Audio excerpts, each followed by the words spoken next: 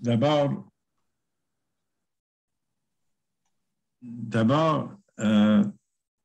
une reconnaissance territoriale, nous voudrions commencer en soulignant que les terres sur lesquelles nous nous trouvons font partie d'un territoire ancestral qui a longtemps servi de lieu de vie, de rencontre et d'échange entre les peuples autochtones. Nous honorons, respectons et reconnaissons ces nations qui n'ont jamais cédé leurs droits ni leur autorité souveraine sur les terres et les eaux sur lesquelles nous nous réunissons aujourd'hui. Je voudrais aussi remercier les partenaires, Recherche amérindienne, la Société de recherche amérindienne fait ses Midis des Nations avec des partenaires. Et aujourd'hui, nous avons le GRIAC, le groupe de recherche interdisciplinaire sur les acclimations autochtones contemporaines, le Sierra Montréal, le Centre interuniversitaire d'études et de recherche autochtone, le GREC, chaire de recherche du Canada en études québécoises et canadiennes, et enfin le CRIDAC, le Centre de recherche interdisciplinaire sur la diversité et la démocratie. Alors, ce sont nos partenaires aujourd'hui pour avoir organisé ce Midi des Nations. Alors, aujourd'hui, le sujet du jour, c'est une entente assez inusitée de nation en nation. L'entente Mamou-Wichitun, Mamou-Wichituin, c'est une entente de nation à nation entre les Cris et la nation Pequaca-Miulnuach de Mastéouiache. Ça a été signé le 21 juin 2018.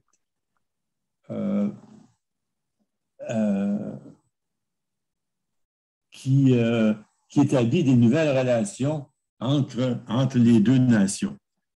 Carl et Tina vont nous expliquer, en fait, qu'est-ce que c'est.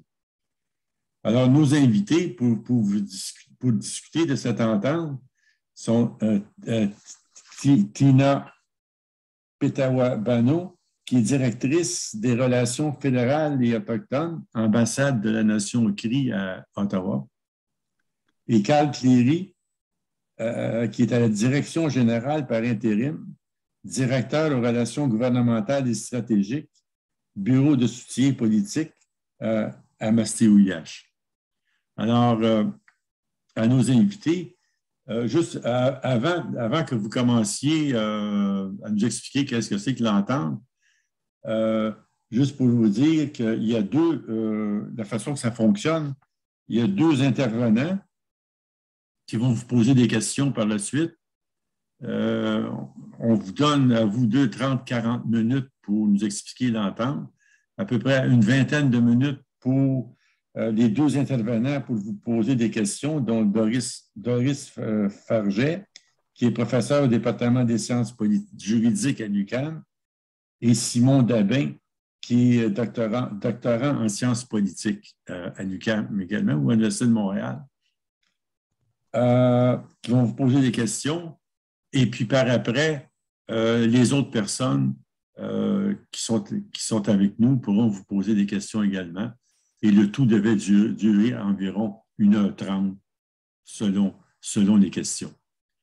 Alors, Carl et Tina, je vous laisse la parole pour nous expliquer qu'est-ce que c'est que cette entente, cette fameuse entente de 2018.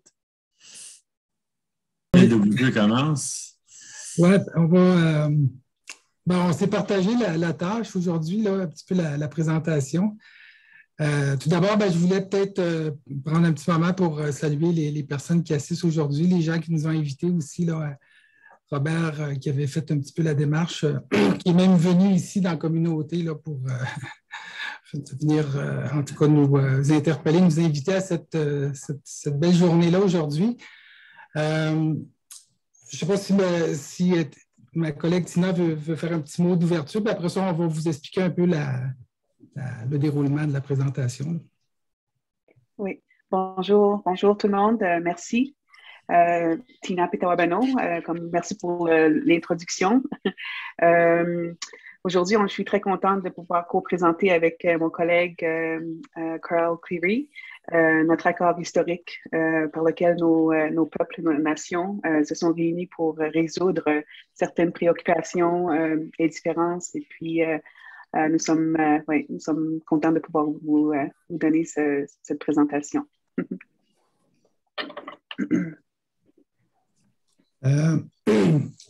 Comme je disais tantôt, on va y aller en mode alternance un petit peu dans la présentation. On devrait être en mesure de le faire là, dans le 30 minutes à peu près, j'imagine. Évidemment, on va faire un survol de l'entente. Vous allez voir en tout cas l'entente qui est aussi disponible là, sur nos sites respectifs, là, nos sites web, là, parce que l'entente elle a quand même plusieurs pages, plusieurs articles. Au niveau du plan de présentation, ce qu'on a prévu vous faire aujourd'hui, puis on aurait aimé ça être en personne, évidemment, mais en tout cas, ça sera pour... on s'adapte aussi aux nouvelles contraintes, aux nouvelles situations. Ce qu'on va vous présenter aujourd'hui, il va y avoir la première partie. Dans le fond, on va faire un bref portrait de nos nations là, pour le bénéfice un petit peu des gens qui connaissent moins nos nations respectives. L'historique des relations aussi qui a mené à tout ce bel accord-là aussi. L'objectif de l'accord aussi, parce qu'il y a quand même des principes fondamentaux, il y a des reconnaissances aussi qui sont dans cette partie-là. La présentation des chapitres de l'accord, ça va être vraiment plus une espèce de survol, une synthèse, qu'on va essayer d'y aller avec les éléments clés aussi. Puis évidemment, peut-être la conclusion un petit peu là, qui vient vous expliquer un peu là, l'aspect de mise en œuvre aussi, puis le cadre de relation qu'on s'est maintenant donné, là, les deux nations. Puis la période de questions, évidemment, à la fin. Ouais, c'est bon. Donc, on va pouvoir tourner la prochaine. La prochaine. OK.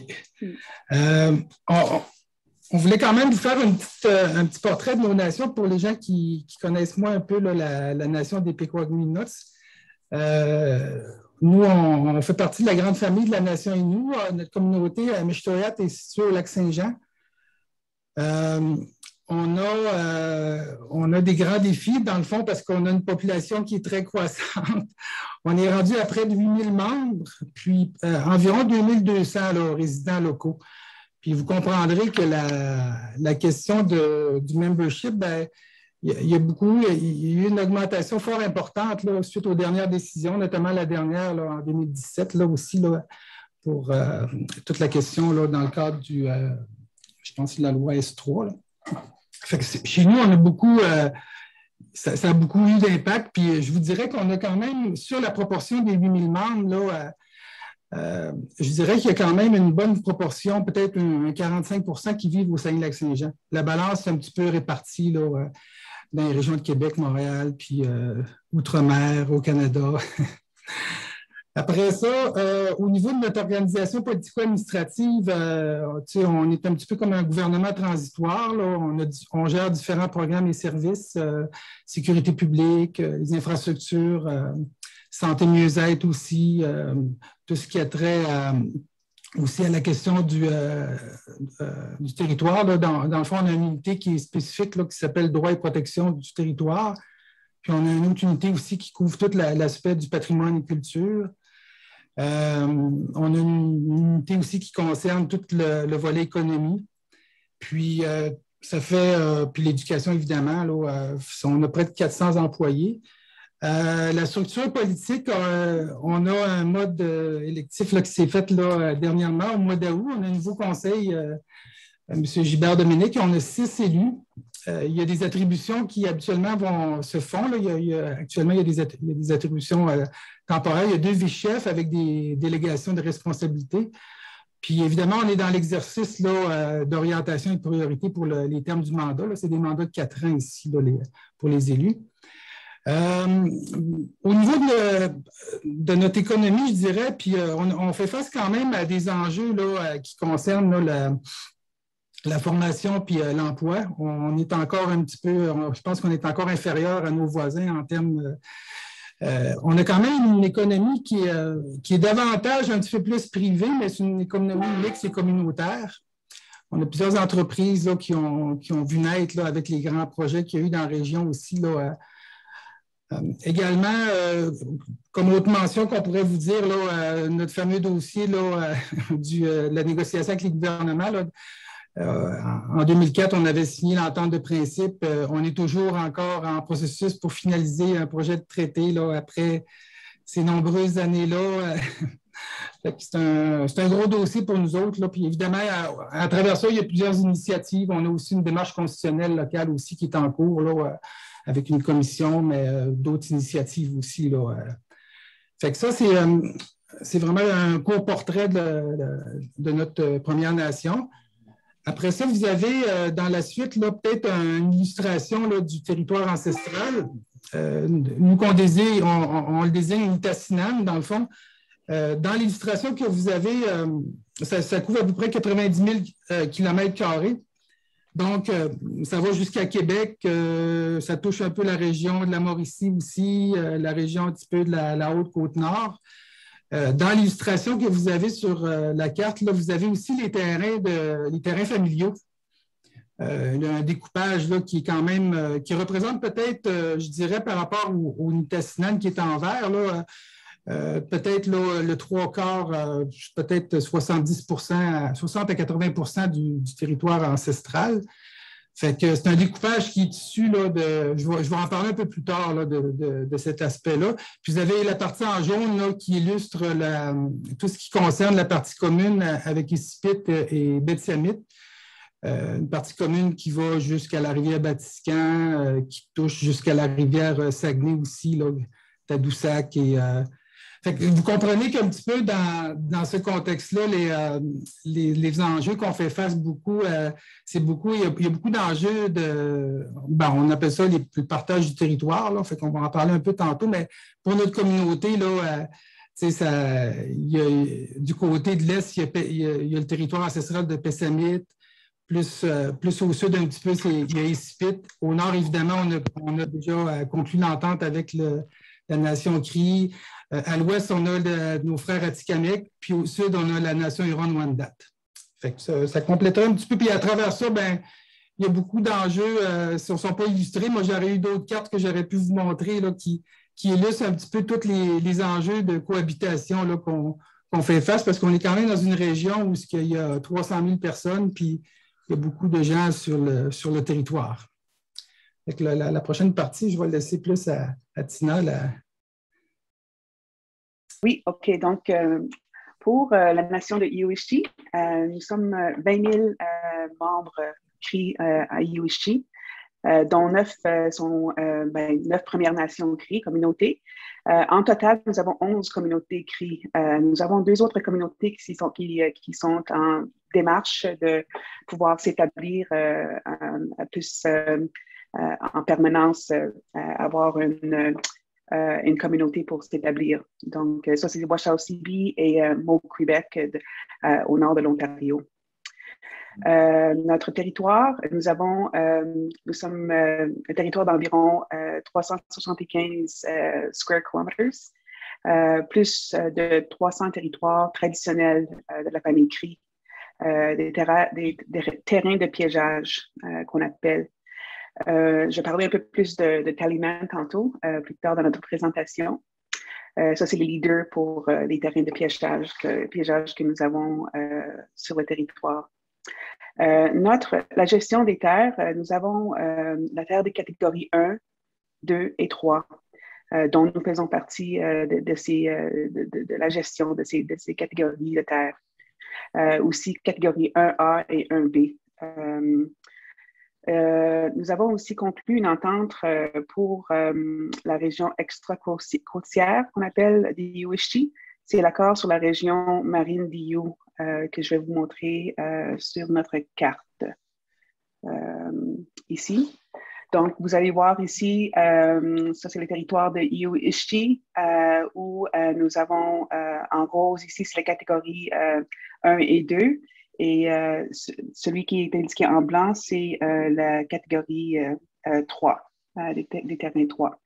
Alors, nous allons parler un peu plus sur notre entente qui est située plus aux communautés de Wistessini et Ojibwe sur les terrains de trappage de ces communautés-là, qui est indiqué ici. Je ne sais pas si vous pouvez voir mon cursor qui est là, la flèche. Donc, ouais.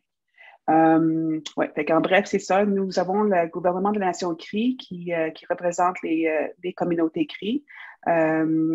Et puis, notre gouvernance, ben, nous avons des élus, des chefs dans chaque communauté qui se réunissent pour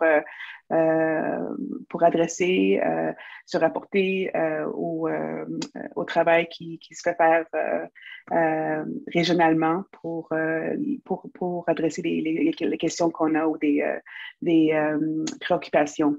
Alors, ces réunions s'agit comme assez régulièrement pour les chefs et le Grand Conseil des Cris, grand chef et député grand chef. Je crois que c'est ça. Alors, je continue. Alors, pour l'histoire de nos relations avec les Inuits de Begogmiut, Mashteuiatsh, ben ça existe depuis très longtemps. Et notre histoire, il comprend les échanges qu'on a eus de commerce, d'échanges culturels et de mariage entre nos nations. Nos relations ont atténué suite à de différents événements, comme vous le savez, la loi sur les Indiens, la réserve à Castor, la Convention de la baie James du nord du Québec, la paix des Braves, l'entente de principe d'ordre général, et lettre d'entente Barry Moses qui a fait suite et des processus de médiation qui ont eu lieu. Donc, c'est en 2016 qu'il y a eu une volonté politique par nos leaders respectifs, c'était de poursuivre les discussions de nation à nation. Et suite à ça, ben, il y a eu une lettre d'entente de mandat en 2016 qui a été développée et signée. Et c'est en 2017 que nous avons commencé à avoir des rencontres politiques et des rencontres d'équipe de négociation, dont Carl et moi ont participé avec d'autres collègues de nos communautés. Et c'est en juin, comme on a mentionné au début de cette présentation, que la signature de l'accord par les autorités politiques a eu lieu à Mashteuiatsh. Donc, nous sommes très fiers de ça.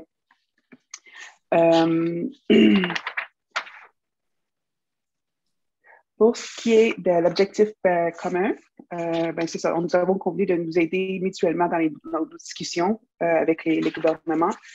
Les objectifs communs, à travers nos discussions et nos partages de nos histoires, ben, c'est sûr que nos valeurs et nos objectifs, on avait ça en commun. Et puis, plus important, c'était de protéger la terre et notre mode de vie traditionnel.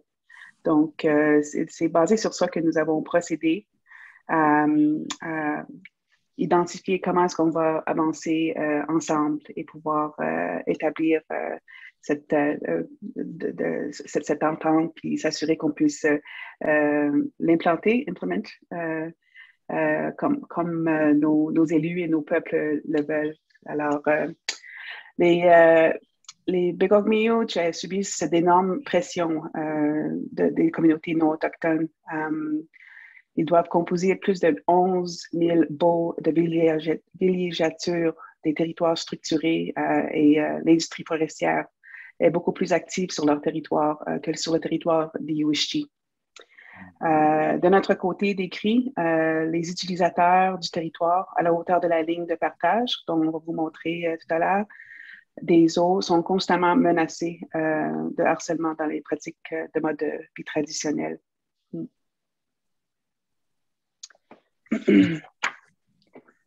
Donc, protéger la terre et le mode de vie traditionnel dont on s'est mis pour, c'est ça, suivant le mandat politique, nos équipes ont convenu qu'il fallait travailler sur les points très importants, une stratégie conjointe pour un régime forestier adapté et une coopération pour la protection et la conservation de la faune dans la zone dont cette entente fait part, ainsi que des mesures et retombées au niveau développement et socio-économique, et puis des mécanismes d'échange entre nos communautés à l'extérieur de la zone de chevauchement. D'abord ici, donc Mamo Wijodun, qui est la façon que nous, l'écrit se réfère à l'entente. Mamo Wijodun et Mamo Uchweodun, cheminer ensemble, est un nom approprié pour l'accord. Il représente le début d'une nouvelle relation entre nos nations, mais de l'enjeu surtout sont priorisés et auxquels on vient s'attaquer. Il fournit également certaines indications sur la manière dont ces enjeux seront abordés. Donc, les 2 points, c'est les accords spécifiques sur la faune, la foresterie et la manière dont nous avons l'intention de travailler ensemble et au développement économique devront être conclus. La façon dont nous interpellons ensemble avec les gouvernements, comme j'ai mentionné tantôt, les gouvernements feront également l'objet de nos discussions lorsque nous aurons évalué nos initiatives, les diverses initiatives gouvernementales. L'approche et la manière dont nous traitons les chevauchements communs, partage du territoire au nord et à l'ouest avec d'autres Premières Nations sont également une question qu'on fait objet à nos discussions. J'ai oublié de mentionner sur le terre de la carte que j'avais présentée pour la Nation Crie au nord. Comme vous savez, nous avons Makivik Corporation, c'est les Inuits au nord, et puis à l'ouest, c'est les Inuits ainsi que Naskapi, et au sud de nous, c'est les Algonquins, Anishinaabe, ainsi que les Atikamekw et Inuits aussi.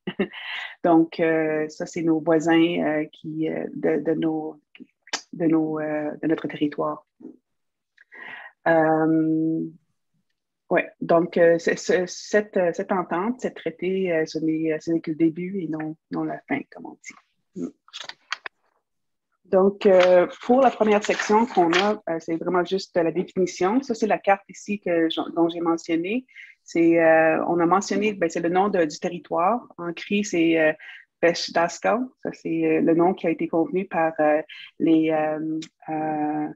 utilisateurs et aussi les trap talimans qu'on appelle. Je vais expliquer un peu plus tard c'est quoi le taliman, le rôle. Et ici que le Chattusauqsi. Je m'excuse, Carl, tu vas pouvoir peut-être m'aider un peu à le prononcer. Mais ça, c'est les territoires à la tête des rivières dont on voit ici sur la carte ici. Donc, ça, c'est l'appellation respective pour la zone de chevauchement ou de partage de notre entente. Carl? OK. Fait que, ça va bien, Tina, en tout cas, c'est un bon rythme. Je sais que c'est pas facile pour toi, là, la troisième langue. La section 2, dans le fond, on a la section qui traite davantage des objectifs de l'accord. Je dirais qu'il y avait d'établir une reconnaissance mutuelle et une relation de nation à nation. Donc, c'est un peu les principes, les guidelines, en tout cas, si on peut dire. Gérer les activités de prélèvement de la faune et adapter le développement dans la zone de chevauchement en tenant compte des droits ancestraux. Vous allez voir tantôt, on en parlait un petit peu, la question de... Évidemment, on a adapté aussi certains termes juridiques. Appuyer les Pequot-Inuits dans leurs négociations avec les gouvernements du Canada et du Québec. Mettre en œuvre notre droit inhérent à inviter les membres de l'autre nation aux activités de prélèvement faunique sur nos territoires respectifs. Ça, c'est un de nos beaux chantiers qu'on va avoir à faire aussi. Puis, un enjeu un petit peu qui est pas... je sais que le gouvernement du Québec surveille beaucoup cet enjeu-là parce qu'actuellement, il y a des cas qui se passent ailleurs avec d'autres nations. Puis nous autres, c'est un élément qui est fort dans notre entente là, qu'on va sûrement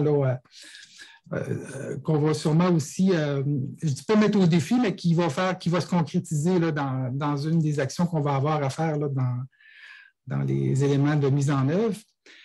Promouvoir une collaboration dans le développement économique aussi, là, parce que c'est quand même un volet qui était essentiel aussi là, par rapport à tout l'enjeu de l'accord.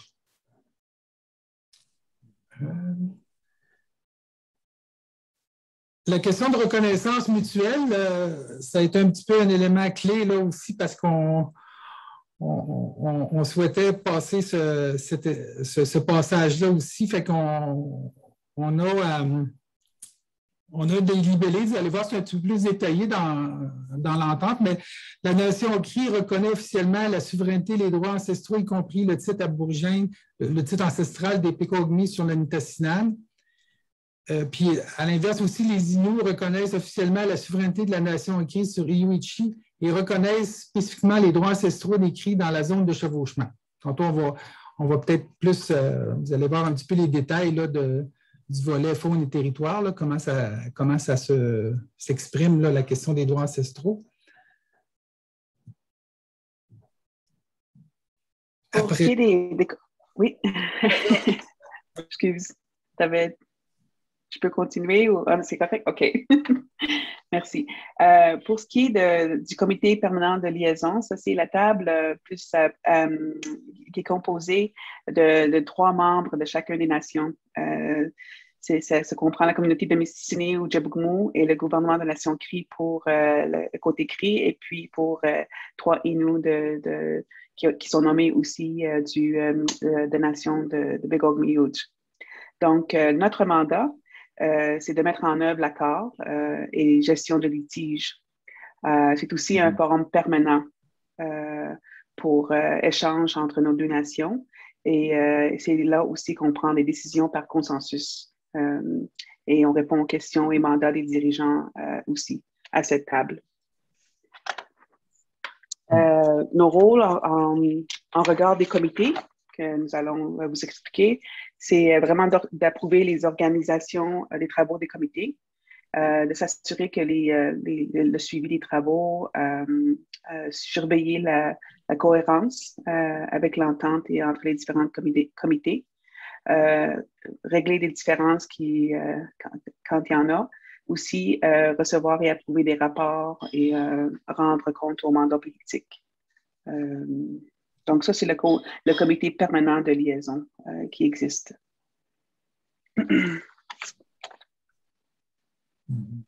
Je vais y aller avec la partie un peu plus technique. Là. Il y a le volet, la section 5, elle comporte le comité qui concerne la foresterie. C'était quand même un des gros enjeux qu'on avait aussi, là, un peu le déclencheur, si on peut dire, de nos discussions. Puis, c'est un peu sur la même formule là, que le comité permanent. On a toujours la composition sur une composition paritaire, là, 3 Inuits, 3 Cris. Là. Fait qu'évidemment, avec le défi qu'il y a, parce que du côté de la nation Cri, ben, il y a quand même les 2 communautés là, qui sont concernées, Ujie et Mistassini, avec le Grand Conseil des Cris. Mais le défi, c'est beaucoup aussi dans nos échanges aussi, là, parce que nous autres, on a le français avec l'Innu, mais du côté de la nation Cri, ben, c'est la langue Cri aussi avec l'anglais souvent. Fait ça pose souvent quelques défis là, un petit peu là, dans nos échanges, mais on y arrive. Le mandat, partager des connaissances, expériences et expertise sur les enjeux forestiers et fauniques afin d'avoir des positions communes, évidemment.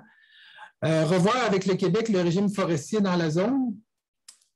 Ici, on parle là, du comité.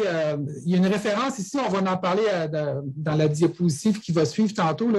C'est vraiment le groupe de travail tripartite sur l'aménagement forestier dans la zone. C'est peut-être le seul volet, là, où un des volets qui concerne davantage là, le Québec. Là.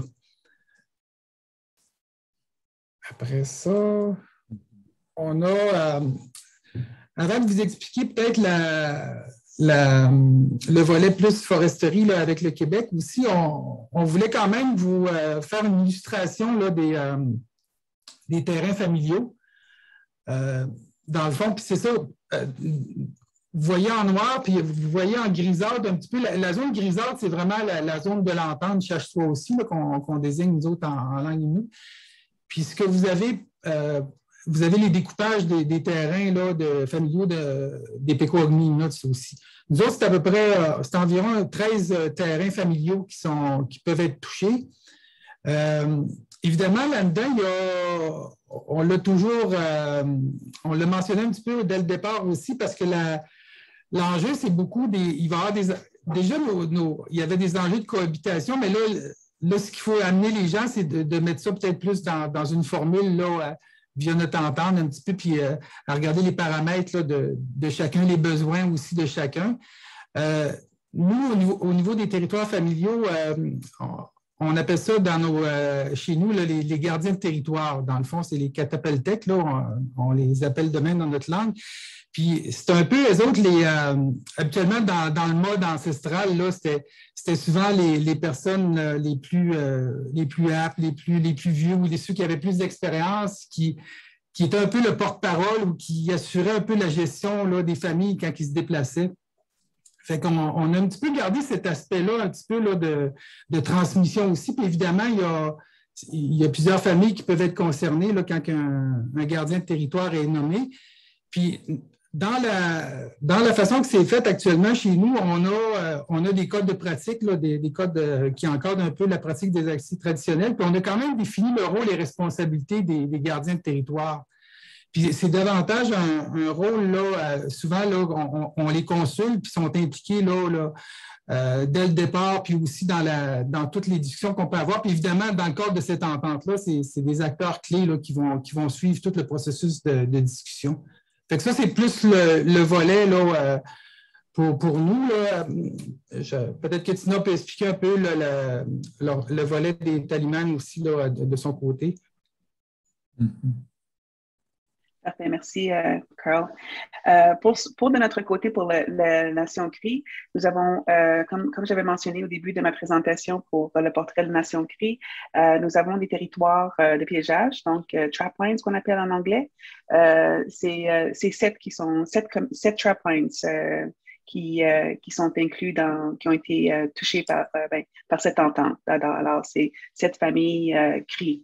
Donc, pour nous, le Taliman, c'est une personne qui est reconnue par la communauté, CRI, qui est responsable de la supervision des activités de récolte sur le terrain de trappage. Donc, c'est par famille qui sont nommés et puis reconnus par la communauté, ainsi de suite. Donc, comme j'ai mentionné, c'est 7 terrains de trappage qui sont touchés par l'entente, cette famille.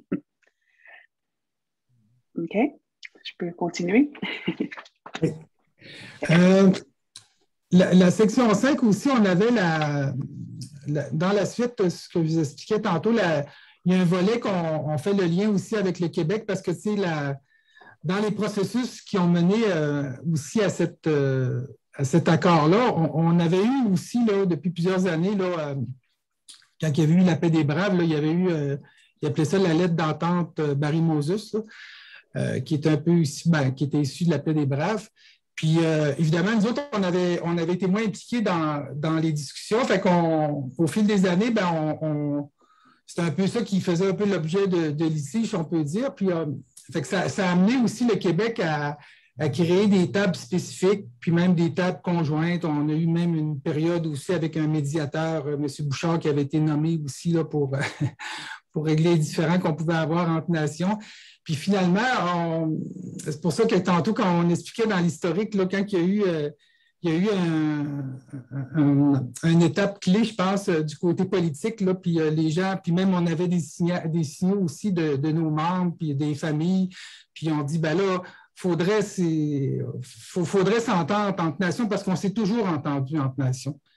Puis cette zone-là, c'est une zone qui est comme à la limite de la tête des eaux.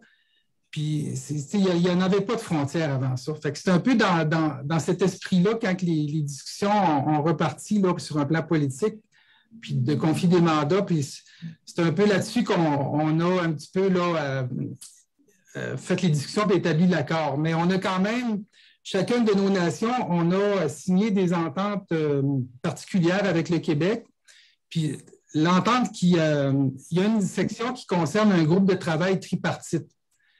Fait que c'est beaucoup là-dessus, c'est un des chantiers qu'on a à faire parce que le Québec, lui, il, il y a un objectif aussi il veut revoir un peu le régime d'aménagement aussi, c'est sûr, mais il y a beaucoup d'enjeux qui concernent toute la question de l'industrie forestière, la possibilité forestière aussi que, comme vous savez, dans la région, là, c'est presque tout alloué, là.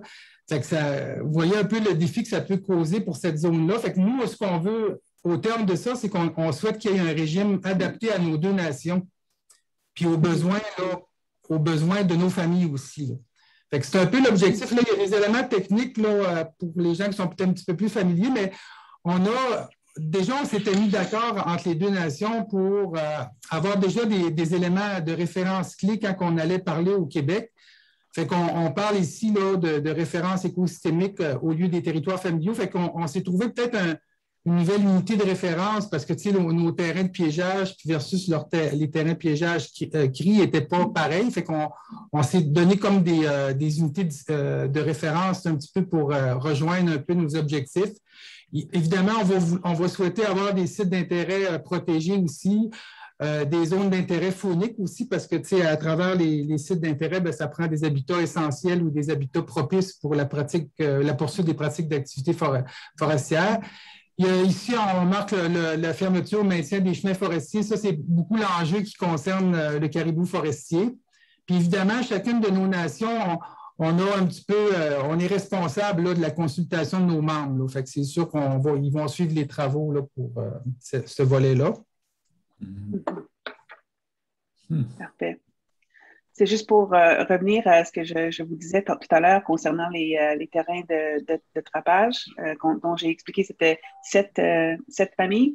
C'est 7 familles principales que je pourrais dire, mais en total, c'est 12 terrains de piégeage, 12 trap lines.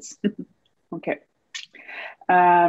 Juste pour ajouter un petit peu à ce que mon collègue Carl disait tout à l'heure concernant la lettre d'entente Barry Moses, dans la lettre d'entente, c'est stipulé dans ça que nous devons parler avec la nation voisine, qui est les Inuits de Mashtoyach, Begogmiyuch. Donc, quand on parle de cette entente qu'on a ici, nous avons fait une partie des demandes que Québec voulait avant qu'on continue de se parler. Alors, c'est quelque chose que je trouvais important pouvoir inclure dans cette présentation comme commentaire.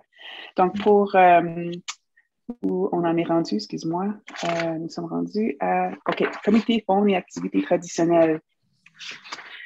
Ça, c'est aussi très important. C'est aussi une grande partie du travail qui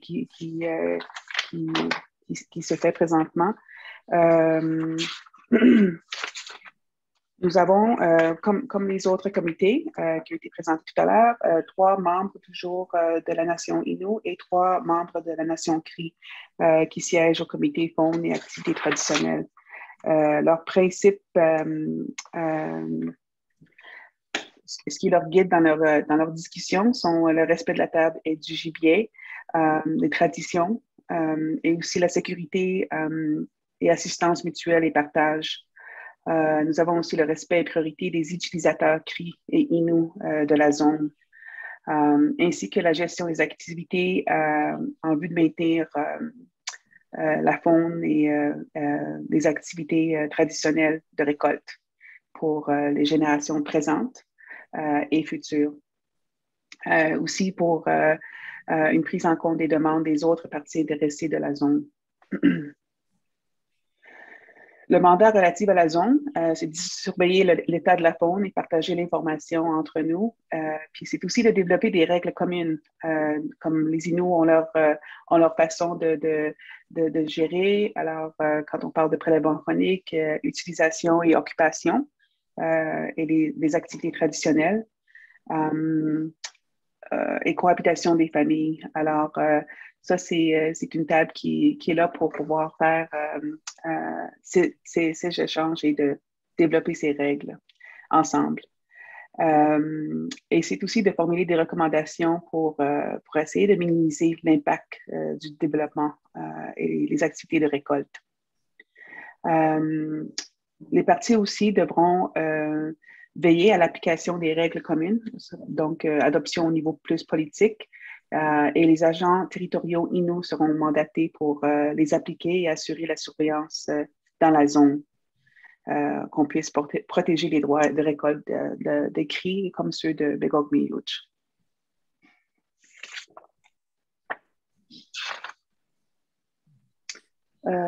Développement économique. Carl? Oui. La section 7 de l'entente, un peu la même, c'est encore la même formule de composition. Le mandat ici, on parle beaucoup d'agir comme forum d'échange sur le développement économique, assurer la gestion du développement dans la région, promouvoir les partenariats et le partage des opportunités d'affaires.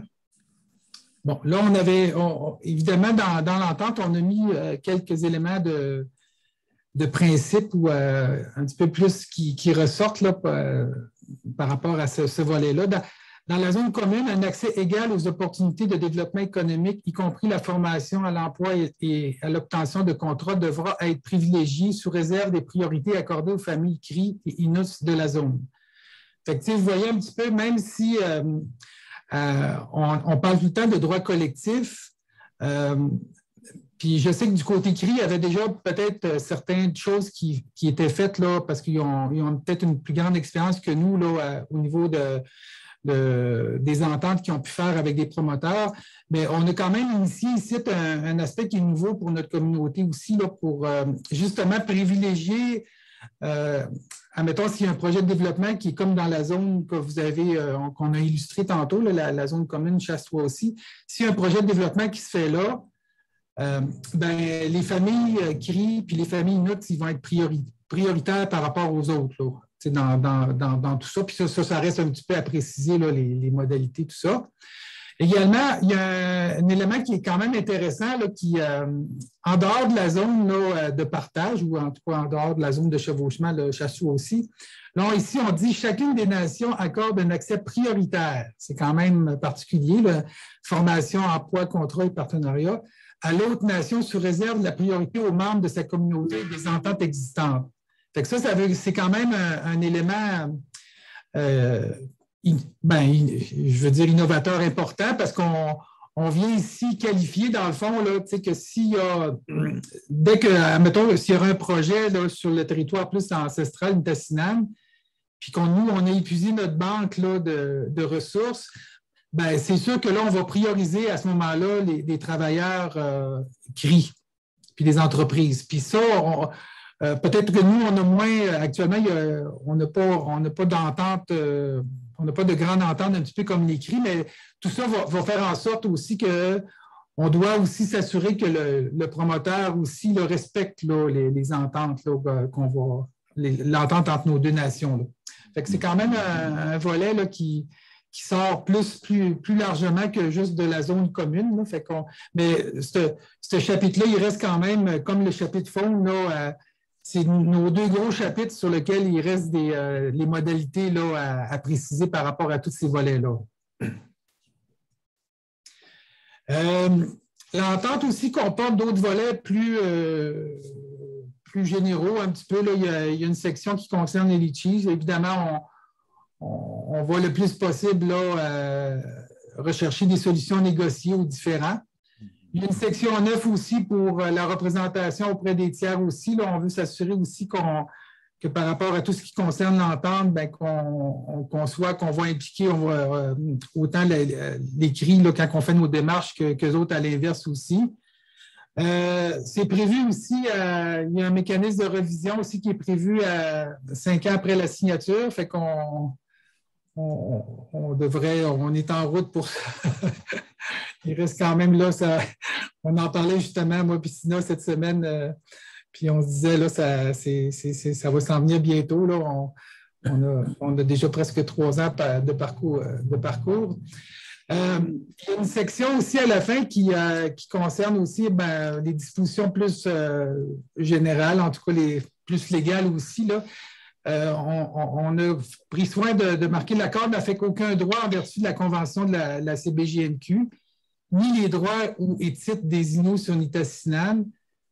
Les obligations du gouvernement ou de tiers ne sont pas affectées par l'accord et l'accord n'affecte pas les droits de toute autre Première Nation. Fait que ça, c'était quand même des éléments qu'on a mis. Là, il reste à les traduire là, concrètement aussi. D'ailleurs, on a, jusqu'à maintenant, je pense, on a déjà eu des rencontres là, avec la nation Atikamekw, la nation Anishinaabe. On a fait ça en commun là, avec la nation Cri, là, les présentations pour présenter l'entente. Fait que chacun devrait initier par la suite peut-être des discussions, dépendamment si ça touche la zone commune, ben, si oui, on va les faire ensemble. Mais évidemment, chacune des nations a peut-être des dossiers spécifiques aussi qui vont traiter de leur côté. Puis évidemment, on va s'inspirer de l'entente qu'on a actuellement. Là, on a fait déjà, je pense, un bon bout là-dedans. Puis c'est un peu l'idée. Fait que la dernière partie, ben, je vais la laisser plus à Tina, c'est ça? Oui, merci. Juste pour ajouter un petit peu à ce que tu avais pour la dernière disposition finale, ben pour nous, le gouvernement de la Nation Cri, nous inspirons et nous sommes très fiers de notre traité ici que nous avons présenté. C'est aussi un exemple qu'on donne aux autres voisins pour dire regardez ce qu'on peut faire ensemble justement pour voir comment on peut avancer ensemble et adresser les points en commun ou les préoccupations que nous avons entre nations. Donc, c'était juste ça que j'avais à ajouter pour cette partie-là. Alors, pour nos rencontres, le début de notre relation, la mise en œuvre de l'accord, les rencontres entre les parties et comités ont débuté en novembre 2018. Là, avec la 5e année s'en vient très vite, avec la pandémie, 1 an et demi. Ça comme fait pour un peu, comment je pourrais dire ça, slow down some of the activities. Alors, les activités des comités devront conduire utilement à des ententes spécifiques sur les prochains, un nouveau régime forestier dont on a parlé dans la zone commune, la gestion des activités de prélèvement des règles communes dont les comités sont en train de travailler sur, les protocoles aussi pour s'inviter mutuellement à la chasse et autres activités,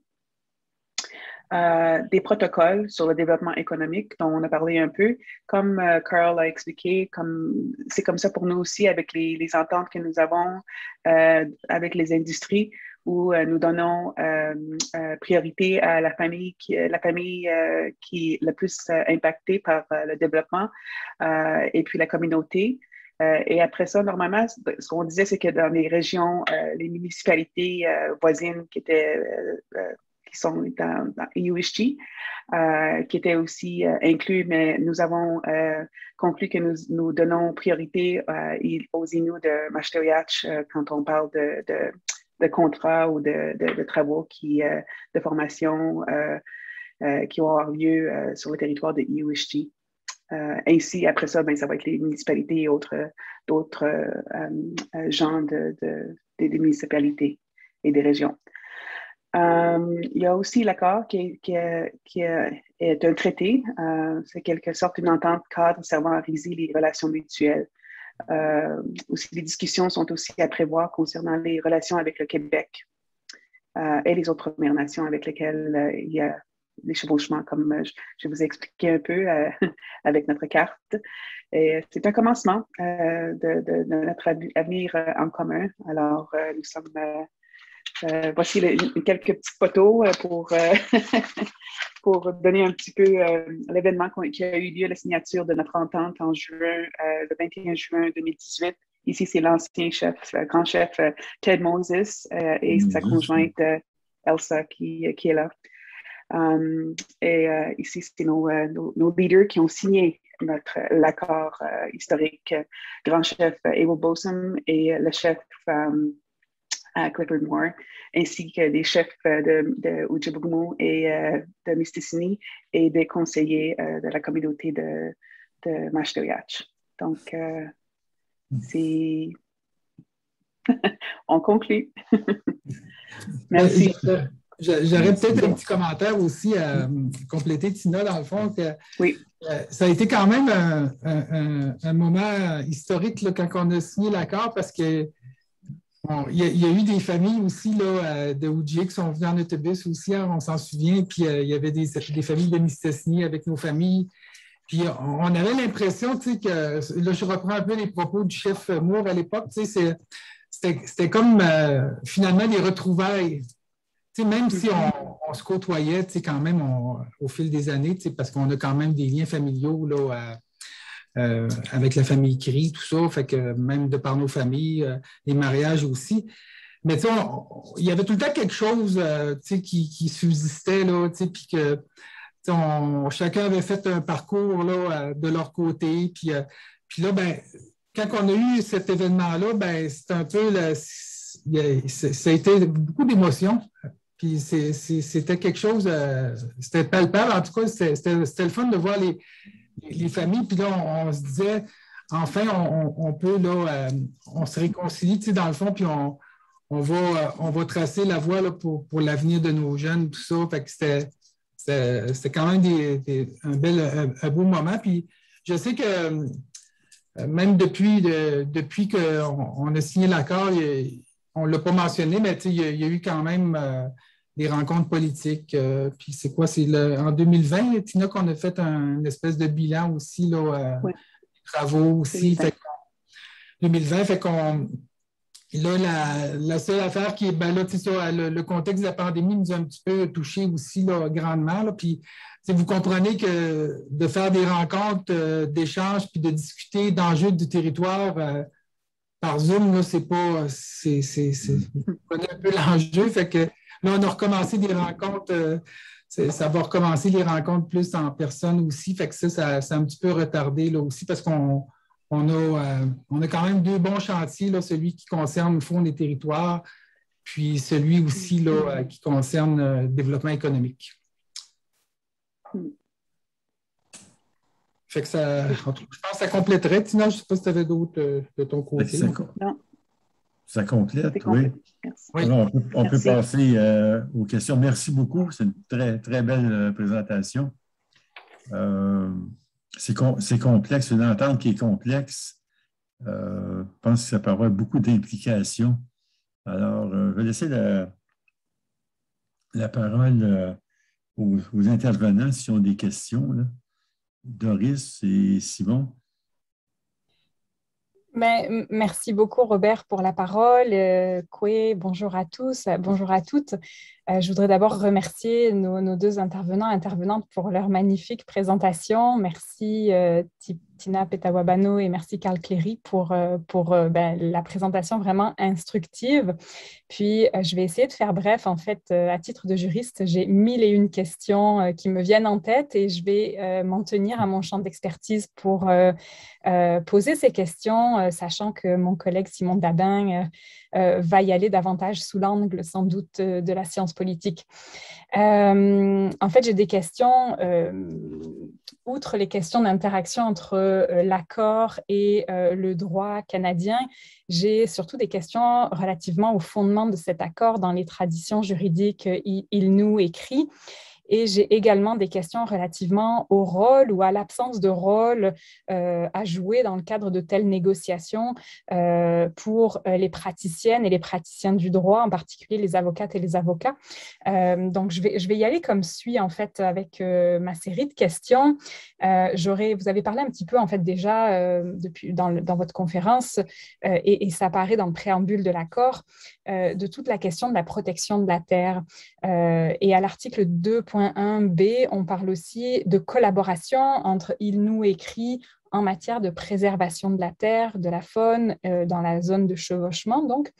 Et je me demandais si l'un et l'autre, vous pourriez nous parler davantage de ce que signifie pour chacune de vos nations et puis pour les différents comités sur lesquels siègent ensemble les deux nations, cette notion-là de protection et de préservation de la terre. je me demandais quel type de règles, et quand j'entends règles, c'est hors du cadre du droit de l'État, là, les règles sur la base aussi du droit ILNU, du droit CRI. Quel type de règles, en fait, lient les comités ou quel type de règles les comités utilisent pour éclairer ces principes de protection et de préservation. Et je me demandais comment les deux nations, puis les comités paritaires, arrivaient à trancher en cas, et je ne sais pas si c'est des choses qui arrivent, qui se sont produites dans les dernières années, mais en cas de divergence, en fait, de vision sur ce que signifie la protection de la Terre. Donc ça, c'était une première question. L'autre question que j'avais, c'est dans l'accord, et vous en avez un petit peu parlé, il est question de préservation de l'intérêt des générations présentes et futures. Et donc, j'ai une première sous-question qui est celle de savoir comment vous envisagez chacune ou ensemble cette notion-là d'intérêt des générations présentes et futures. Et ça m'amène à ma deuxième question, parce qu'en fait, cette notion, elle est aussi présente, donc cette notion d'intérêt des générations présentes et futures, elle est aussi présente dans les jugements de la Cour suprême, notamment les jugements en matière de titres autochtones, et où la Cour suprême insiste sur l'importance, via le titre et une fois déclaré le titre ancestral, que les actions basées sur le titre respectent en fait l'intérêt des générations présentes et futures. Et la Cour suprême n'a pas parfaitement défini ce qu'elle entendait par cet intérêt des générations présentes et futures. Et je me demandais en fait comme deuxième sous-question, comment votre conception ou vos deux conceptions ou vos conceptions hybridées de cette notion d'intérêt des générations présentes et futures, comment elles pouvaient inspirer en fait le travail des juges de la Cour suprême de manière à ce qu'ils basent leur définition sur un plus grand respect des traditions juridiques, en particulier les traditions ILNU et CRI. J'avais également des questions par rapport aux divers mécanismes de collaboration et qui permettent, et j'espère que je ne suis pas toute seule dans ma bulle de juriste à me parler à moi seule, mais j'ai l'impression que vos divers comités en fait permettent de se baser éventuellement, si les comités le souhaitent et si c'est le souhait des deux nations, mais permettent d'incorporer éventuellement les traditions juridiques ILNU et CRI au processus décisionnel. Et je me demandais en la matière comment l'accord qui met sur pied ce comité permanent de liaison dont Tina a parlé et qui agit, et je le cite là, comme forum privilégié entre les nations afin de trouver des solutions mutuellement acceptables aux différences susceptibles de découler de l'interprétation ou de la mise en œuvre du présent accord, fin de la citation. Je me demandais en fait, après 3 ans de mise en œuvre, si vous pouviez nous parler un petit peu du travail effectué par ce comité et en particulier, est-ce que les valeurs, les traditions, les conceptions CRI et ILNU jouent un rôle particulier dans les processus décisionnels de ce comité? Et j'avais des questions assez similaires en fait concernant le comité faune et activités traditionnelles. Il est question en fait dans l'article 6.2 du principe de respect de la terre, du principe de respect des traditions CRI et ILNU et du principe de la sécurité. Puis pour interpréter ces principes-là, je me demandais quelle place était accordée aux traditions juridiques ILNU et CRI en vue de mettre les différentes dispositions en œuvre. J'avais, pour terminer, 2 autres questions. Une qui avait trait, en fait, vous avez parlé de l'intérêt, en fait, de droit collectif, mais aussi de l'intérêt des familles. Vous avez, dans un cas, parlé du rôle des talimans, et puis, dans l'autre cas, vous avez parlé du rôle des catapeltèques, et je me demandais comment, en fait, ces institutions ILNU et CRI étaient partie prenante des consultations qui étaient menées par les comités. Si vous pouviez nous en dire un peu plus sur les mécanismes de collaboration pour ces 2 entités-là et Et pour terminer, en fait, je me demandais un petit peu quelle était la place ou la non-place des praticiennes et des praticiens du droit, notamment des avocats, dans la négociation. Quand on parle de négociation, il y a souvent des avocates et des avocats autour de la table. Je me demandais si ça avait été le cas pour cet accord. Si oui, comment le droit et leur expertise sur le droit avaient pu outiller la négociation, et sinon, sur quels éléments ça avait pu achoper. Puis je sais que dans la salle Zoom, il y a probablement des étudiants en droit, étudiantes, étudiants en droit, et donc on est nombreux à se questionner aussi sur comment le curriculum en droit permet ou non d'outiller effectivement ce type de négociation. Alors, je terminerai avec cette question. Je vous remercie.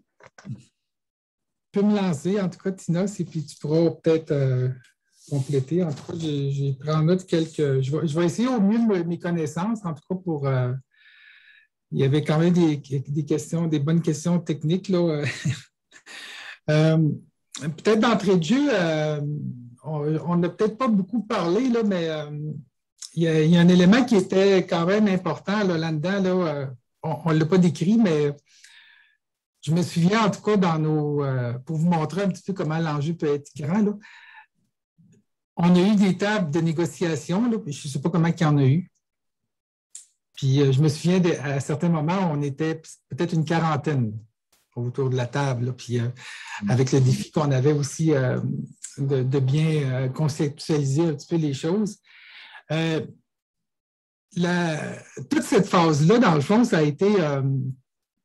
on apprend à se connaître. C'est un peu comme quand ça arrive là, dans un processus de négociation, puis au-delà de nommer des personnes, c'est des humains avant tout.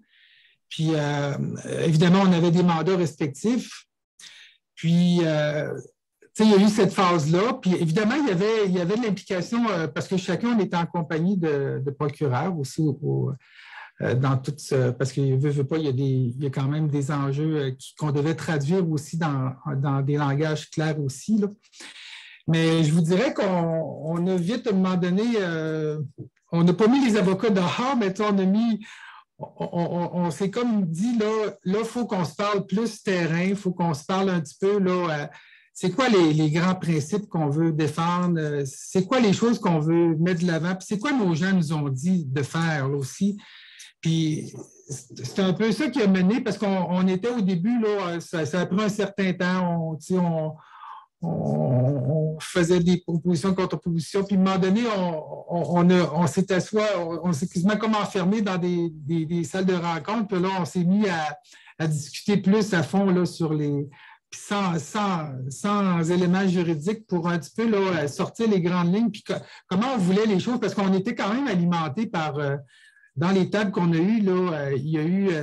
du côté CRI, là, souvent, il y avait les gens du comité de trappe qui sont venus faire des présentations. Nous autres, on avait nos gens chez nous de l'unité droit et protection aussi. On a eu des aînés aussi qui sont venus nous faire part un peu de certains aspects, comment nous rappeler aussi les aspects, comment ça se passait aussi, là, les activités d'échange aussi qu'on faisait. Fait que c'est un peu là-dessus qu'on s'est nourri, dans le fond, dans nos discussions en cours de route. Puis, évidemment, le document, quand on le lit, c'est sûr qu'il y a un petit volet qui est quand même, là, il y a un volet légal à tout ça. Ben, un volet légal, je dirais un volet qui est traduit un peu en un langage juridique, là, qu'on a essayé d'adapter, mais je dirais qu'on s'en est servi aussi pour un petit peu, si vous l'avez vu, on l'a dit tantôt, on a parlé de titres aborigènes, on a parlé de droits ancestraux. C'est la première fois que c'est des questions. L'Écrit avait quand même un élément qui était tout le temps au cœur de ça, eux autres, parce que ça faisait plusieurs années que il y avait une partie, dans le fond, quand ils ont fait je ne parlerai pas à la place de Tina, mais dans l'historique, un petit peu ce qu'on comprenait, il y avait une partie qui n'avait pas été réglée. Puis, ça portait atteinte. Puis, il se faisait dire par le Québec que vous n'avez pas de droit en dehors de la Convention de la Beijing. Nous autres, on s'est dit, nous autres, on ne peut pas partir de ça tout le temps, de ce que l'autre te dit. On s'est dit, nous autres, nos gens nous disaient autrefois, il y en avait des activités d'échange, puis on n'avait pas de règles, là, fait que c'est comme ça qu'on est parti. Puis c'est sûr qu'on s'est inspiré un peu là, des concepts un peu juridiques pour les traduire. Là. Fait que c'est une petite parenthèse que je faisais. Peut-être qu'on ne l'a pas expliqué dans l'historique. Là. Fait que on s'est quand même nourri, là, c'est pas Tina ou Carl Fleury qui a tout pensé à tout ça. Là. On était nourris par des groupes de personnes, des soutiens, des aspects techniques, des gens qui avaient des connaissances sur le territoire. Mais moi, je suis un utilisateur, là, mais je ne suis pas un vrai utilisateur courant comme mes oncles ou comme certaines familles, là, CRI ou certaines. Fait que, on était beaucoup inspirés de ça. Puis on avait chacun aussi nos mécanismes de validation aussi là, en cours de route là, qu'on a fait. Là. Fait que oui, on a voulu, là, dans le fond, là, il y a toute la question de la protection de la terre, là, ou la protection de l'environnement, même si le territoire, quand même, il est quand même assez circonscrit. On s'est dit, parce qu'on savait qu'il y avait beaucoup d'enjeux qui s'en venaient, mais le fait qu'on ait deux nations maintenant à défendre une zone commune, ben là, on s'est dit on va avoir une meilleure force pour justement envers je ne dis pas envers le méchant, là, envers le Québec aussi, des fois que dans ces outils de planification ou dans ces outils là, législatifs, là, ben, on voudrait qu'ils considèrent mieux nos familles ou nos gens. Fait que c'est un peu comme ça qu'on a que oui, il y a quand même, c'est des principes qui sont forts. C'est sûr que la situation n'est pas évidente parce qu'il y a quand même toute la région Saguenay-Lac-Saint-Jean, on le sait, il y a eu comme des cycles de coupes forestières. Il y a beaucoup de villégiateurs. Fait que ça, c'est vraiment... on espère d'y arriver, en tout cas, parce qu'il faut tout le temps le penser aux générations qui sont présentes, mais surtout les générations qui vont suivre. Fait que c'est quoi qu'on veut leur offrir? C'est qu'on veut leur offrir qu'eux autres, les jeunes, quand ils vont faire la transmission culturelle, ben, il y a une place, il y a une forêt, il y a un habitat pour pouvoir récolter tout ce qui a trait à nos activités traditionnelles. C'est un peu comme ça que le chapitre Faune et territoire est pensé, là, dans le fond. Là, je ne sais pas si je vais être en mesure de tout répondre aux questions, mais j'ai couvert certaines questions, en tout cas. Je ne sais pas si Tina veut parler plus du travail du comité. En tout cas, il y a... je ne sais pas comment, Tina, si tu... Oh, peut-être, veux-tu que j'en fasse un petit bout encore, comme tu veux? Oui, je vais juste... Ouais.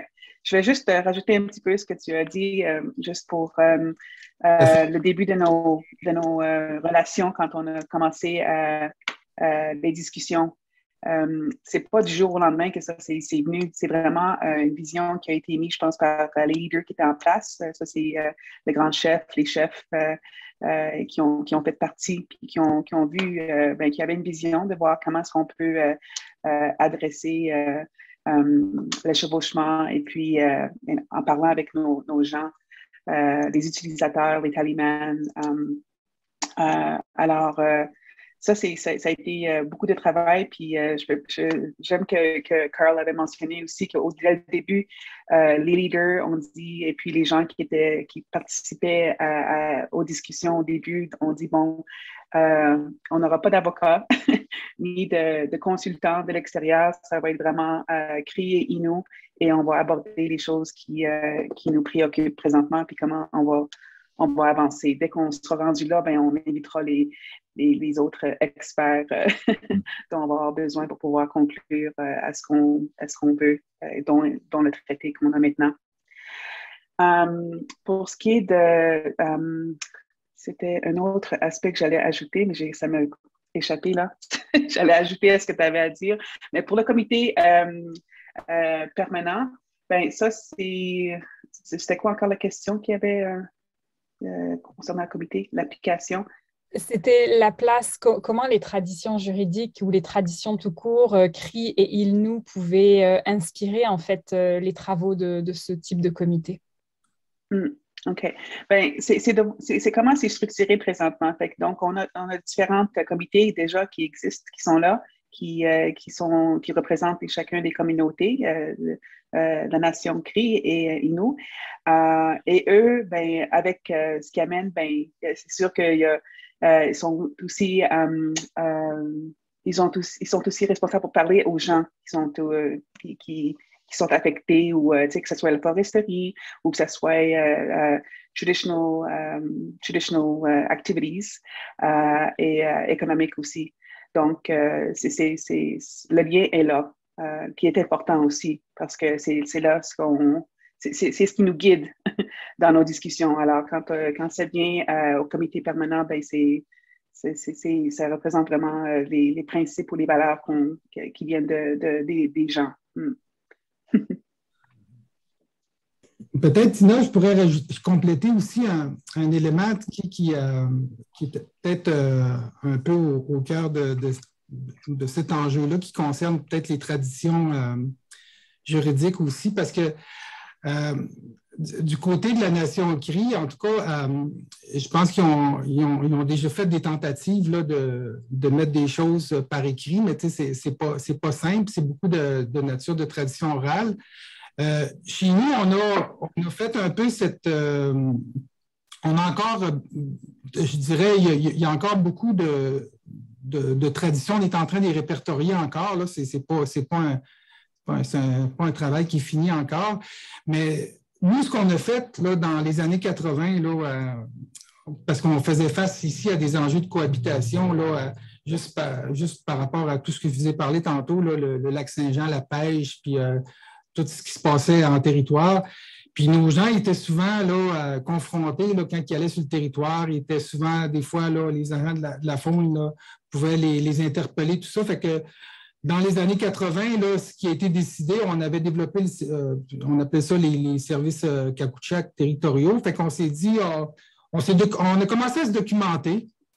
On a commencé à avoir des experts aussi. Il y a des gens, puis même du côté Cri, ils ont plusieurs experts aussi là, qui ont des connaissances aussi là, modernes, des connaissances aussi biologiques ou des. Puis on s'est dit, nous autres, on a dit à nos gens, on a dit, on va développer des espèces d'encadrement. Puis si les gens, puis on ne les a pas pris nulle part, c'est sûr qu'on avait fait des consultations, puis on dit aux gens, bien, si vous respectez les encadrements, bien, nous, on va vous défendre si vous êtes harcelé par les agents de la faune, tout ça.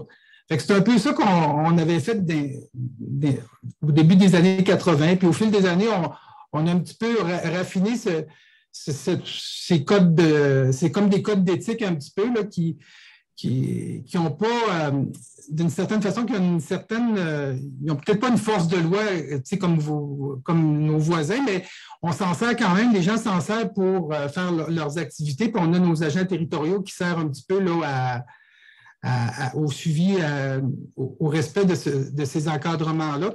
Puis, c'est sûr qu'au fil des années, on s'est rendu compte, parce que notre population a grossi aussi, puis il y a peut-être des petites choses qu'on est en train d'affiner, puis quand on l'a présenté au CRI, ben, c'était un peu, ça a été peut-être un petit peu un élément là, de discussion.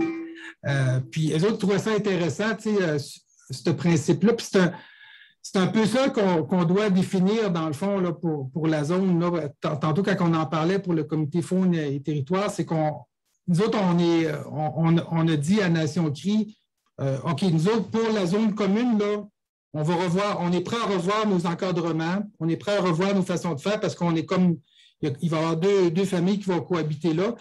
Puis on est prêt aussi à trouver des règles communes. Mais ces règles-là, ça ne sera pas juste quand les règles, Tina, qui va les faire. Là, ça va être, on va consulter nos gens, on va les faire à partir de nos experts aussi qui sont sur le terrain, mais nos experts aussi qui agissent dans les comités, pour qu'ils nous formulent une façon de faire, puis nous formulent quelque chose pour cohabiter là, dans le respect aussi là, des traditions qui existaient autrefois, mais aussi adaptées au contexte contemporain. Là.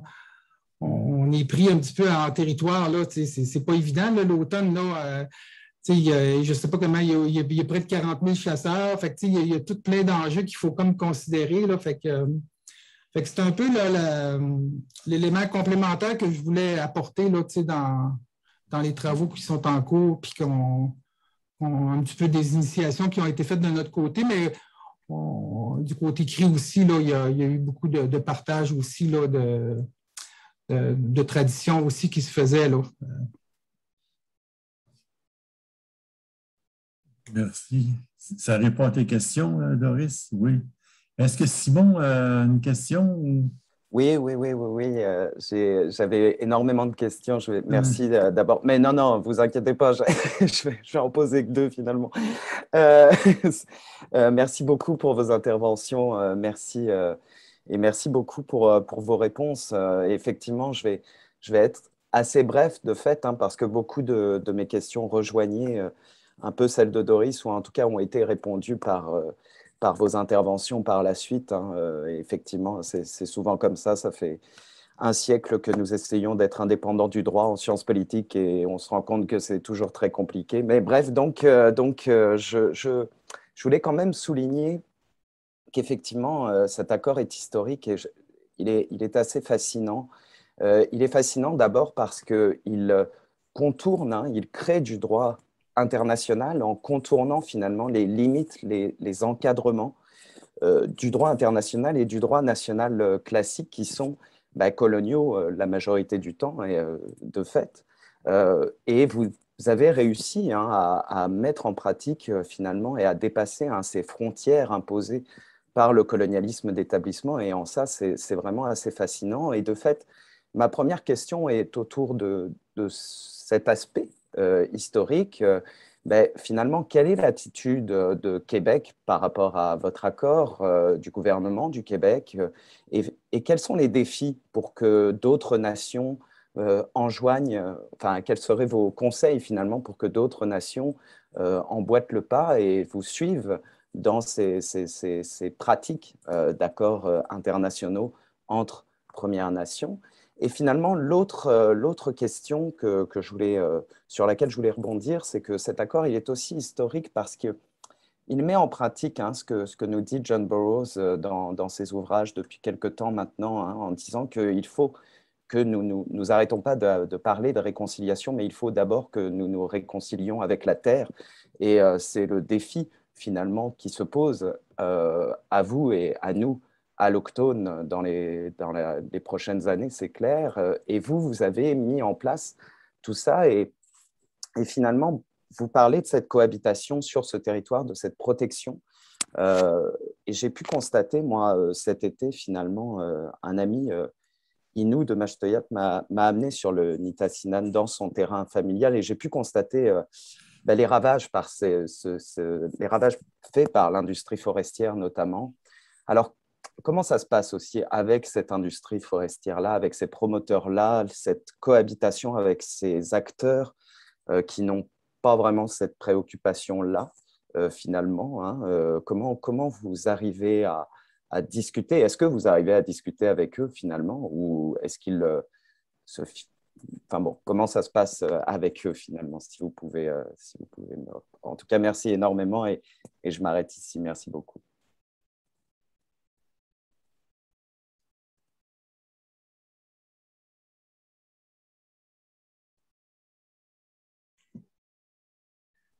Tu veux-tu, je me lance, Tina? Je vais te laisser la partie du Québec, mais en tout cas, je vais peut-être la question plus avec les autres Premières Nations, mais je voulais peut-être plus prendre la seconde question qui était plus relative un petit peu aux éléments, vous en avez fait référence, là, aux éléments juridiques, là, à l'aspect innovateur de l'entente. Oui, c'est vrai d'ailleurs, des fois, on l'a déjà mentionné, je pense qu'on trouvait ça quand même, c'est quand même unique, là, puis même John Paul, s'il serait ici, je pense qu'il avait un petit peu fouillé s'il y avait des ententes au Canada qui existaient, ce type d'entente-là entre nations. Là, on n'était pas certain qu'il y en avait d'autres. Puis évidemment, on voudrait s'en inspirer, même si la situation est peut-être particulière. On pourra peut-être voir chacun des zones de partage à ses enjeux particuliers aussi, mais sûrement que les principes ou les fondements ou le cheminement sur lequel nous, on a fait là, nos échanges, puis on a fait nos réflexions.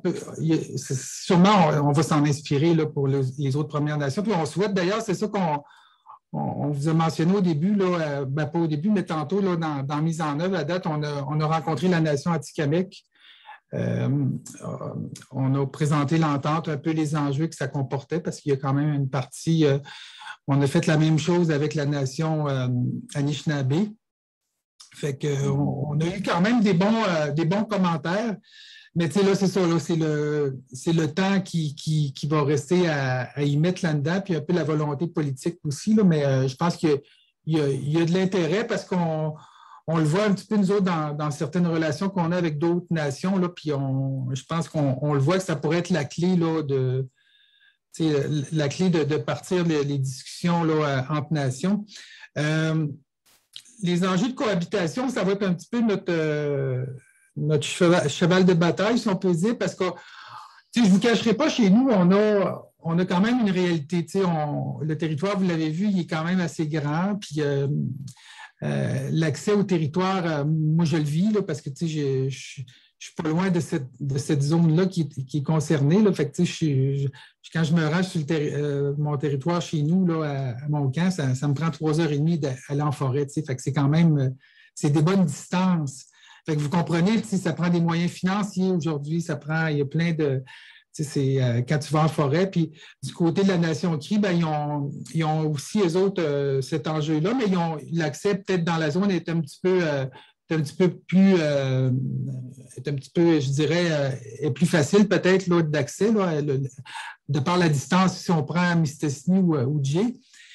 Puis, ce qui est au cœur de ça, ce qu'on voudrait, nous autres, parce que l'industrie forestière, c'est évidemment, là, je vais parler plus pour la partie qui me concerne, nous autres, chez nous. Là, c'est pas facile, l'industrie forestière. Même nous, on a un partenariat là, avec Produits forestiers résolus, mais c'est vraiment pour l'exploitation d'un volume de bois, mais on n'a pas d'entente formelle avec Produits forestiers résolus ou avec les autres exploitants de la forêt, là, comme on voit un petit peu là, souvent des ententes de type entente de répercussion avantage. C'est notre volonté, ça, qu'on veut faire là, dans le nouveau, pas seulement dans les nouvelles orientations politiques. Je pense que c'est un élément qu'ils veulent mettre de l'avant, là, de conclure. Puis on voudrait le plus possible avoir cette écoute de l'industrie forestière-là, mais aussi s'assurer qu'ils comprennent l'enjeu de nos droits aussi, puis qu'ils comprennent aussi, qu'ils contribuent aussi à ce que nous, on vise à faire, c'est de perpétuer les traditions aussi, puis la poursuite de nos activités. Fait que c'est sûr que quand on va s'adresser avec eux autres, l'élément aussi, il y a des enjeux de financement, évidemment, mais c'est ça qu'on voudrait s'assurer, qu'eux autres puissent aussi collaborer, nous, à ce qu'on puisse poursuivre nos activités en forêt, tout ça. Fait que ça va être un objectif. Je ne peux pas dire qu'on n'a pas d'écoute. On a quand même, les compagnies sont ouvertes à ce type de relations-là. Il s'agit juste de prendre les dossiers et d'avoir le temps de tout traiter de ces dossiers-là. C'est plus ça. On a des petites équipes, veut pas, hein, c'est pas facile. Fait que c'est un peu, là, pour répondre un petit peu plus à la deuxième question, là, c'est un peu l'enjeu. Puis évidemment, l'enjeu, nous, on a l'enjeu de cohabiter entre nos familles parce qu'on a quand même des réalités. Je disais tantôt que nous, chez nous, on avait identifié à peu près 13 familles là, qui gravitent dans ce secteur-là. Mais on a les défis aussi là, de transmission aussi, là, parce qu'on a plusieurs aînés qui sont partis, puis on veut s'assurer d'avoir cette roue-là qui va tourner, puis qu'on ait d'autres personnes, des jeunes qui puissent après être initiés. Puis vous voyez, chez nous, l'enjeu, là, on est comme à 3h30, 4 heures de trajet dans ces secteurs-là. Fait que c'est quand même pas rien. Là. Fait que c'est un peu les éléments, en tout cas, pour la deuxième question. Fait que la première question, je ne sais pas si... Oui, j'aimerais... Tu veux y répondre? Oui, je vais te laisser y répondre. OK. Merci, Carl. Pour ce qui est de Québec, le gouvernement, il y a encore beaucoup de chemin à faire. pour reconnaître l'accord qu'on a présentement entre l'Innu et la nation Cri. Donc, ouais. Puis aussi, plus important, c'est de reconnaître ces accords à travers les législations. Donc, ça, il y a du chemin à faire là. Il y a aussi beaucoup qui peuvent faire aussi. Québec peut faire aussi beaucoup de travail envers reconnaître les relations qu'on a entre nations et les Premières Nations. Et puis, autochtones, je peux dire aussi, autochtones entre les autochtones. Parce que quand je dis ça, je pense que ça inclut aussi, bien, quand on parle de les Inuits au nord, et puis métis, c'est plus, je crois, vers l'ouest. Mais le Québec devrait prendre un peu plus de temps pour trouver, comment je pourrais dire ça, des façons significatives ou des find meaningful ways pour reconnaître ces relations par leur législation. Mais quant à notre travail, comme par exemple, j'aimerais juste donner un exemple, c'est le droit de récolte sur la zone dont on parle, où les deux nations se reçoivent l'autre pour venir récolter. C'est quelque chose que, bon, Québec sur leur législation, ne reconnaîtront pas notre accord. Alors, ça, c'est les défis qu'on a pour avancer, pour dire, regarde, on discute ensemble, on a ça à présenter et puis on est en accord, mais c'est sûr que Québec, sans qu'il y ait, comment je pourrais dire ça, without them recognizing this agreement through their legislation, then it's always going to be a challenge moving forward. Est-ce que ça répond à ta question? Oui, merci énormément. All right. Peut-être juste pour compléter, je pense que de souvenirs, en tout cas, je pense qu'on a fait juste une ou deux rencontres de façon informelle, je pense, Tina, là, avec John aussi. Là, puis peut-être des fois, on le fait plus de façon informelle, spécifiquement, des fois quand on les rencontre, mais on a présenté l'entente là, je pense dans les débuts, là, après qu'on l'ait signé, là, il y a eu des présentations, mais là, comme on a beaucoup de chantiers à compléter, fait qu'on attend plus cet aspect-là là, avant là, d'être suffisamment avancé, là, puis qu'on ait vraiment nos ententes spécifiques sur la faune, puis développement. Puis là, on va partir peut-être en mission là, justement pour faire reconnaître ces ententes-là, puis que le Québec surtout les respecte. Là. Puis ça, on n'a pas encore de plan là, pour la suite, là, mais ça va être un des gros enjeux pour la... Oui. Je pense aussi qu'il y a un point important qui est à mettre aussi, c'est la pédagogie. C'est de donner un peu de... C'est surtout ça qu'on fait quand il y a des nouveaux... quand on doit rencontrer le gouvernement, c'est de donner un petit peu de pédagogie, d'expliquer l'histoire, parce que c'est le même processus qu'on a fait, même si on a une histoire déjà qui vient de très loin avec les Inuits et la Cri, la nation Cri. Il y a aussi eu comme un échange de pédagogie entre nous pour expliquer un peu les événements récents, comme la Convention de la Baie James, et puis to demystify. Regardez, c'est ce qu'on a en place et c'est ce qui s'est produit par la suite. Et présentement, c'est les défis qu'on vit présentement. Et puis, ouais, alors c'est une des étapes importantes, c'est de pouvoir expliquer où on en est aujourd'hui, de se comprendre. Good. Ça va, Simon? Il y a d'autres questions? C'est parfait, on peut passer au public. On peut passer... Doris, ça va? Oui. Alors, est-ce une question? Alors, on peut passer à tous les autres. S'il y a des questions, Ça, c'était les questions de nos autres intervenants. Alors, s'il y a des questions, je pense de façon générale, à l'Assemblée générale, s'il y a des questions, là. Bonjour, merci pour cette présentation. Je me demandais, et peut-être que vous l'avez abordé parce que j'ai pas assisté à l'ensemble de votre présentation respective, mais je me demandais finalement pourquoi l'accord était entre une communauté Innu et l'ensemble de la nation Cri. Pourquoi pas plus de communautés Innu ne font partie de cette entente-là, alors qu'a priori, l'ensemble des communautés seront représentées par la nation, le gouvernement de la nation Cri. Merci.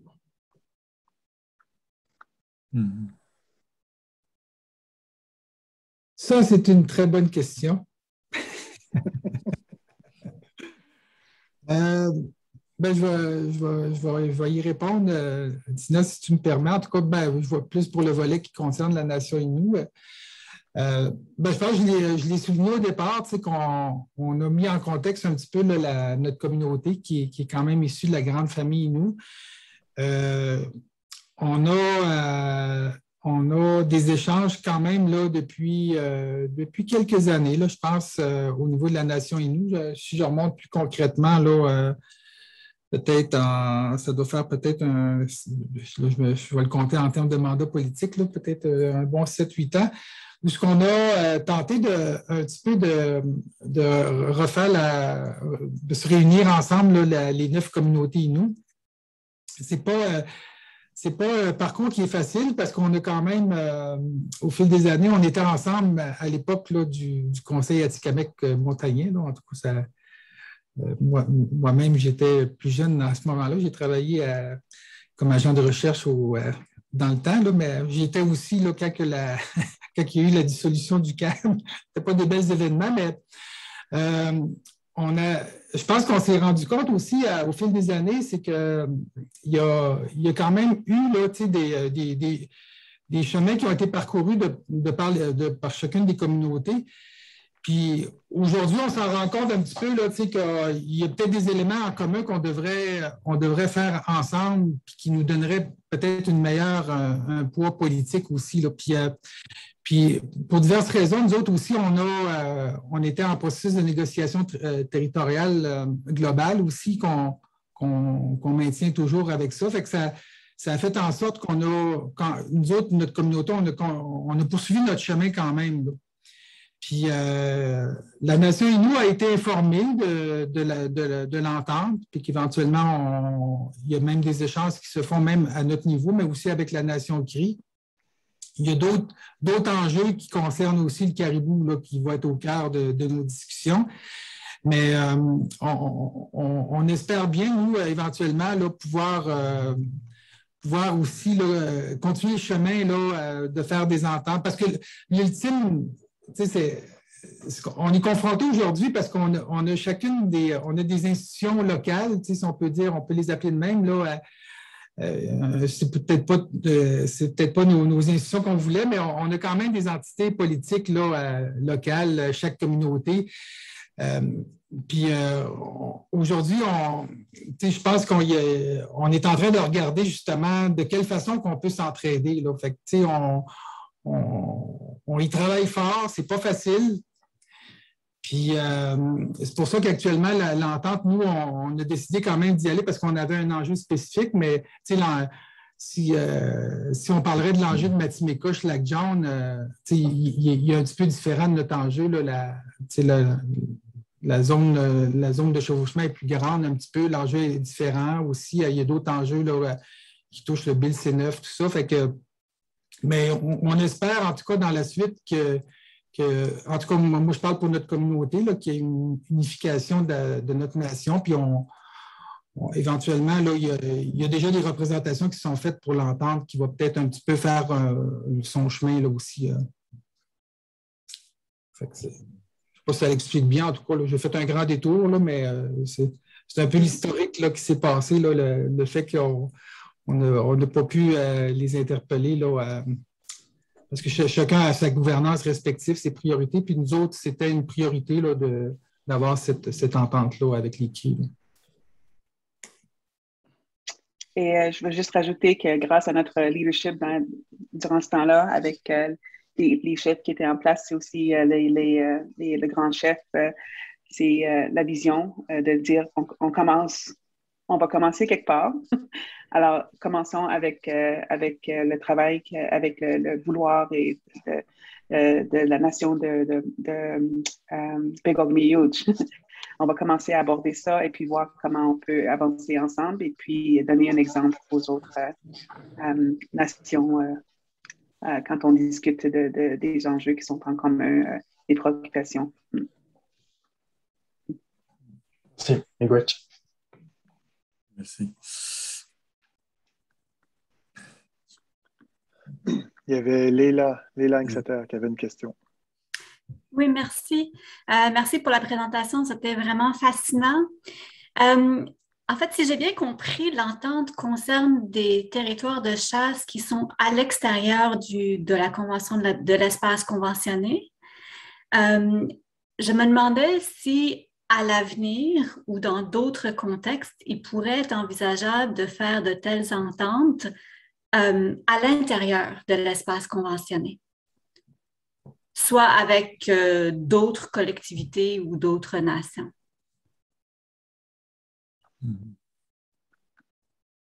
Bonne question. Ce sera à voir avec nos leaders et quelle direction on veut aborder. Ouais. Mais ouais, comme c'est maintenant, c'est ça, c'était de régler c'est ça, le cas de chevauchement, de voir comment on peut aborder ce qui est là présentement. Mais de l'autre sens, c'est sûr que c'est quelque chose qu'on doit revenir à notre leadership, voir ce qu'ils veulent faire. Je ne sais pas si tu avais quelque chose d'autre à rajouter, Carl, mais je pense que c'était...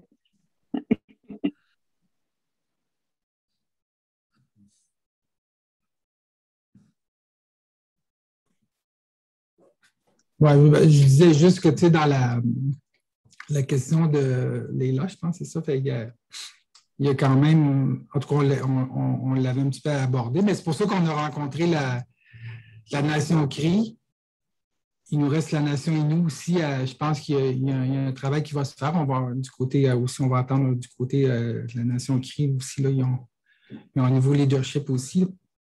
Mais je pense qu'il y a une volonté. Puis il y a sûrement beaucoup, il y a sûrement des choses qu'on peut s'inspirer. Là, un petit peu, je vais le répéter un peu ce que j'ai dit tantôt. Là. Il y a des fondements, il y a des principes sur lesquels sûrement qu'on peut faire cheminer pour des ententes spécifiques. Là. Ça, je suis à peu près sûr qu'on peut y arriver. Là. Mais évidemment, chaque dossier comporte certains enjeux aussi. Fait que même pour nous autres, on est en démarche actuellement avec ICIPIT, entre autres. On veut éventuellement s'asseoir avec les Atikamekw aussi. Fait que, puis, il y a quand même des zones qu'il va falloir innover aussi, nous autres aussi, là, dans ça. Mais dans ce qu'on a fait à date, là, on s'inspire quand même de l'entente avec les CRI là, pour faire ce cheminement-là. Merci beaucoup. D'autres questions? Je ne vois pas de main levée.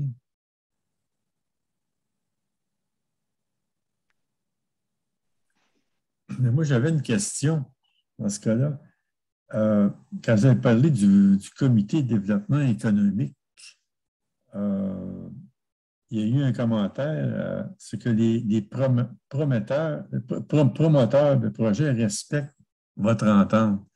Est-ce qu'il y a eu des cas de développement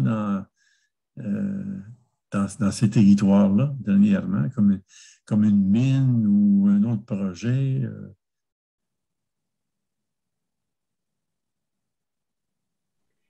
Carl, je ne sais pas si tu veux répondre à la première, mais je sais que pour les discussions qui se passent présentement avec les industries minières sur le territoire de Iouchi, et non pas juste sur je ne parle pas sur les zones dont notre chevauchement, notre entente est située, mais plus à Iouchi, sur le territoire des Wichita. C'est sûr que là, dans les discussions que nous avons avec les gouvernements locaux, chefs et conseils, c'est ce qui nous présente, c'est comment on va envisager pour le développement économique les contrats, la formation. Et puis là, déjà, on insère les Inuits de Mashtoyach qui seront en priorité quand le travail commencera. On sait que l'industrie minière, ça prend des années avant que l'opération démarre et débute. Donc, on voit déjà ça dans nos présentes discussions avec les communautés et les industries minières. Je ne sais pas si Carl avait à rajouter. Peut-être plus pour la zone commune, dans le fond, je trouve aussi le seul, à notre connaissance, je pense qu'il n'y a pas eu de projet là, depuis la signature de l'accord, de projet concret là, ou d'initiative de promoteurs, mais on a quand même un dossier peut-être type là, qui va être le dossier BlackRock, là, évidemment. Je pense que. Puis ça, c'est peut-être un exemple parce que le dossier BlackRock, il est comme très limitrophe là, à la zone, là, à la zone commune. Là, il est comme. Puis on a chacun des ententes. La Nation Crie a fait une entente spécifique là, de retombées. Puis nous, on a aussi une entente qui est d'un autre ordre aussi, qui n'est peut-être pas aussi au même niveau, mais il y a quand même une entente spécifique. Puis il y a tous les aspects aussi là, de l'usine de transformation qui va être dans le coin de Saguenay aussi, là, puis le transport. Fait que lui, ça va peut-être être notre cas type aussi qu'on va travailler là, sur, dans mesure que le projet voit le jour, parce qu'on est toujours... les autres, ce projet-là, ils ont tous eu leurs autorisations gouvernementales, puis ils ont encore y attendre le financement. Là. Mais c'est là qu'on va pouvoir plus traduire là, les aspects que Tina parlait tantôt, là, les enjeux qu'on a sur le chapitre de développement économique. Là, on veut s'inspirer de ça, puis comment on va maximiser un peu les retombées pour chacune de nos nations. Là. Mais sinon, en termes de l'autre enjeu qu'on aurait peut-être plus pour les promoteurs, c'est vraiment l'industrie forestière qui va être au cœur de notre discussion, là, le gros enjeu. Puis on a eu des rencontres cet été avec le Québec. On leur a signalé actuellement que là, on est inquiet parce qu'on a des engagements qu'on doit respecter. Puis, fait que ça va être peut-être plus le gros enjeu qu'on va avoir vraiment là, concrètement là, pour si on parle des promoteurs, là, ce qui concerne le Québec, évidemment, là, dans tous ces enjeux de planification forestière. D'accord. Merci.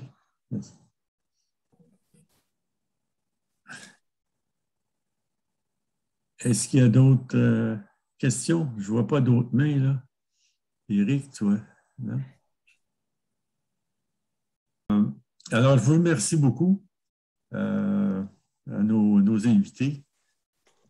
Miigwech, Tilash Comiton. C'était une très belle présentation. Et merci à tout le monde de votre présence et de ces belles questions. Ça a été un beau midi des nations, très intéressant, très instructif, je devrais dire.